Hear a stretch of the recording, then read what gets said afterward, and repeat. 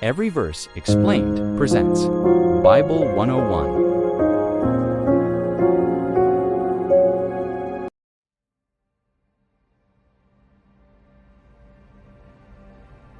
So, what is the Bible? First, it's important to know that the Bible isn't really one book at all. It's a library. Between its covers lies a collection of numerous works, stories, songs, letters, historical records, written by different people across different centuries. The very word Bible comes from the Greek biblia, meaning books. In other words, the name itself tells us this is an anthology. Unlike a single novel written by one author, the Bible is an ensemble of writings. It has about 66 books in the Protestant edition most commonly used today. Written by around 40 authors over a span of roughly 1,500 years. These authors ranged from kings and scholars to fishermen and shepherds, people of vastly different backgrounds, each contributing their voice. The result is a compilation of texts that were eventually bound together as the volume we call the Bible. The Bible is presented by believers as divinely inspired and a sacred text, but it's also a historical and literary treasure. It's been called the most influential book in history, the best-selling and most translated book of all time. As of today, the full Bible has been translated into over 700 languages, and portions of it into nearly 3,800 languages worldwide. It's a book that billions refer to for spiritual guidance. Yet it's equally a book that many approach with curiosity or even skepticism. Whatever one's perspective, there's no denying the Bible's reach. But to understand it, we must first see it for what it is, a collection, a compendium of texts gathered into one. When you hold a Bible in your hands, you're essentially holding an entire library of ancient documents. In the beginning, a book emerged that would shape civilizations, ignite revolutions, and stir debate across centuries. But what is it really? The Bible, loved by some, doubted by others, and misunderstood by most, remains one of the most quoted, most translated, and most contested works in human history. It appears in presidential speeches, courtroom oaths, protest signs, pop lyrics, and personal prayers. It's been used to liberate and to control, to comfort and to divide. Yet, for all its reach, few truly know where it came from or what it actually says. So, we begin with the facts. What is the Bible? Where did it come from? And why does it still matter, even to those who don't believe? From ancient deserts to modern cities, Hebrew scrolls to smartphone apps. This is the story of a book that shaped the world and still provokes questions today. Welcome to Bible 101. To understand what the Bible is, it's also helpful to clear up what it is not. The Bible is not a science textbook or a technical manual. You won't find formulas or step-by-step explanations for how the physical world works. It explores the origin of the universe with profound language, but not with the methods of modern science. Likewise, the Bible is not a single rule book written by one hand in one moment. It didn't fall from the sky in its final form. Its books were composed over centuries by dozens of authors and later compiled into the collection we now call the Bible. And while it contains moral laws and guidance, especially in parts of the Old Testament, it's not merely a legal code or list of do's and don'ts. It's much richer and more layered, full of poetry, narrative, and dialogue. Crucially, the Bible is not a single voice speaking in uniform. It's a chorus of priests and prophets, kings and peasants, rebels and reformers, each with a distinct tone, perspective, and style. This means the Bible can feel inconsistent or even contradictory at times, because it preserves the diverse voices of real people across centuries. But that's part of what makes it fascinating. So if you've heard the Bible is just an outdated rule book or a book of fairy tales, be ready to rethink that. What we actually have is far more complex, a collection of sacred writings that combine history, poetry, philosophy, and spiritual insight. Now, let's look at how the Bible is structured. Remember, it's not a single book, it's a library. And like any library, it's organized. The Bible is divided into two main parts, the Old Testament and the New Testament. The word testament means covenant. These two sections reflect two distinct eras in the story of faith. The Old Testament, also called the Hebrew Bible, is sacred in Judaism. It was written over centuries, mostly in Hebrew, long before the time of Jesus. The New Testament, written in Greek, contains Christian writings from the time of Jesus and the early church. Think of the Old Testament as part 1, a foundation.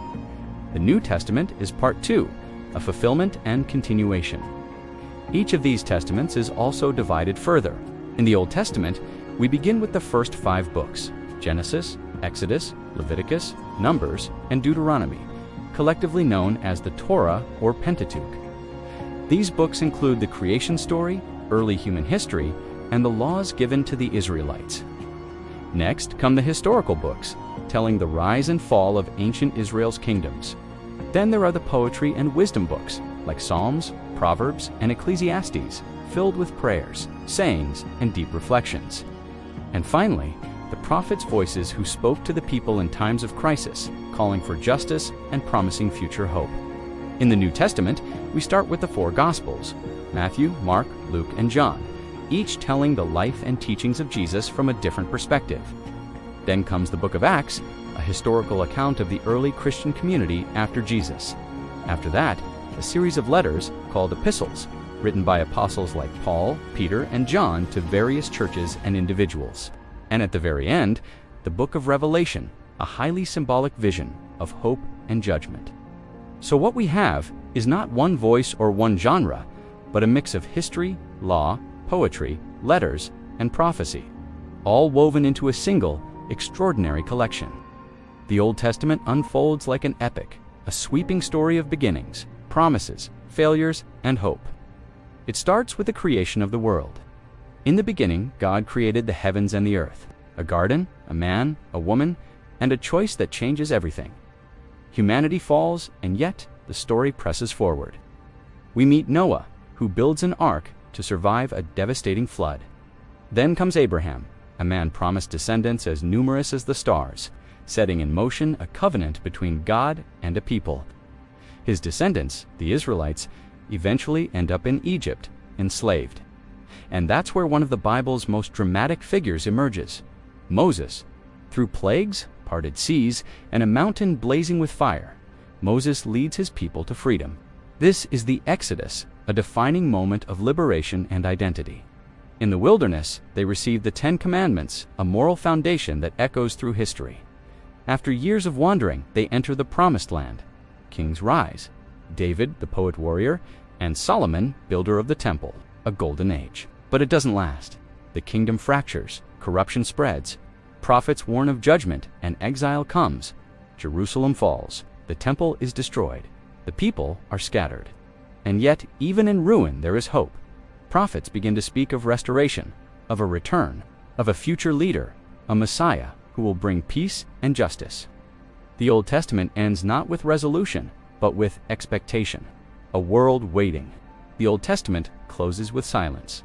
Centuries pass, empires rise and fall, but the story isn't over. Jewish communities, scattered across regions, continue reading the ancient scrolls, still waiting, still hoping, and then a new chapter begins. A teacher appears in Roman-occupied Judea, a man from Galilee named Jesus. To his followers, he isn't just another prophet, he is the fulfillment of the promises spoken centuries before. The New Testament picks up not where the Old left off in history, but where it left off in longing. Here begins a new covenant, a shift in focus from a chosen nation to a message meant for all. The New Testament opens with 4 distinct accounts: the Gospels of Matthew, Mark, Luke, and John.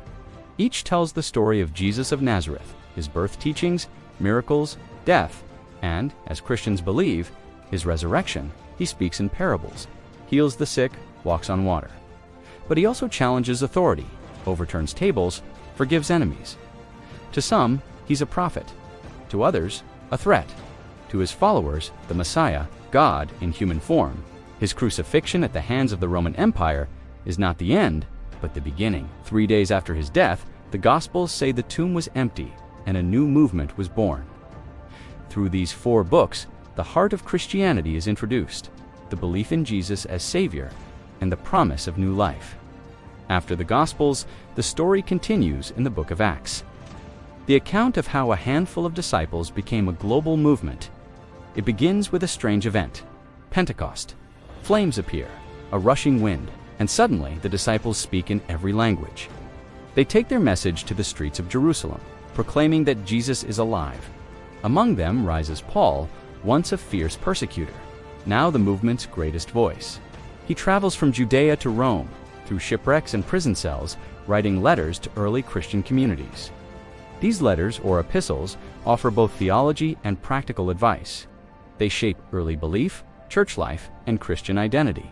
And finally, the New Testament ends with Revelation, a vivid, symbolic vision of hope, justice, and cosmic renewal. Together, these writings trace how a crucified teacher from Galilee inspired a faith that would reach to the ends of the earth. We've followed the story the Bible tells, but what about the story of the Bible itself? These texts weren't written all at once. They began as oral traditions, stories, laws, poems passed down across generations. Eventually, scribes recorded them on scrolls, in Hebrew, Aramaic, and later Greek, preserving what communities held sacred.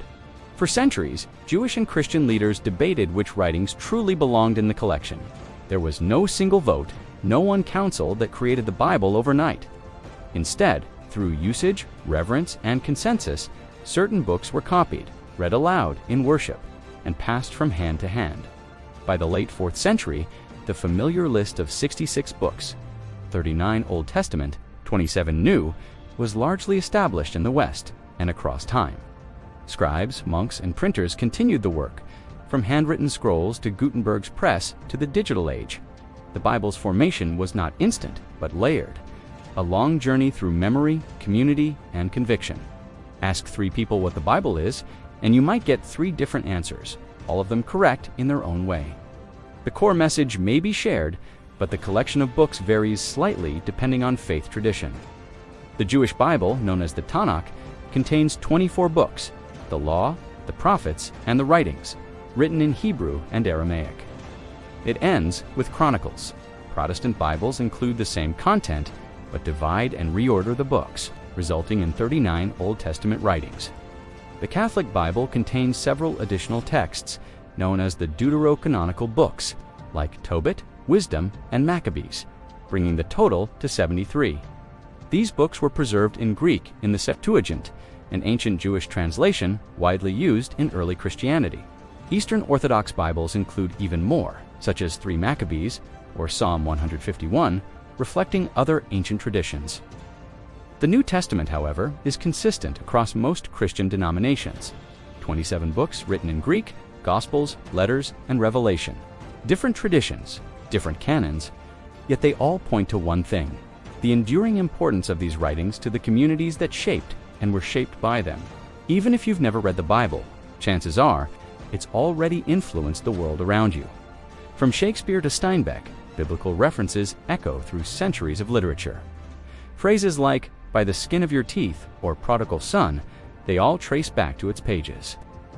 In art, the Bible has inspired everything from Michelangelo's David to Da Vinci's Last Supper. In music, from Handel's Messiah to gospel, spirituals, and even modern hip-hop. It shaped our laws, informed political speeches, sparked revolutions, fueled reform, and framed personal vows in weddings, funerals, and prayers whispered in hospital rooms. For some, it is sacred truth. For others, it's literature or philosophy. But few books have had this level of cultural, emotional, and historical impact. It's the most translated, most distributed, and most read book in the world. Available in over 3,800 languages. And whether you believe in it or not, the Bible has shaped the world you live in. And maybe, just maybe, it still has something left to say.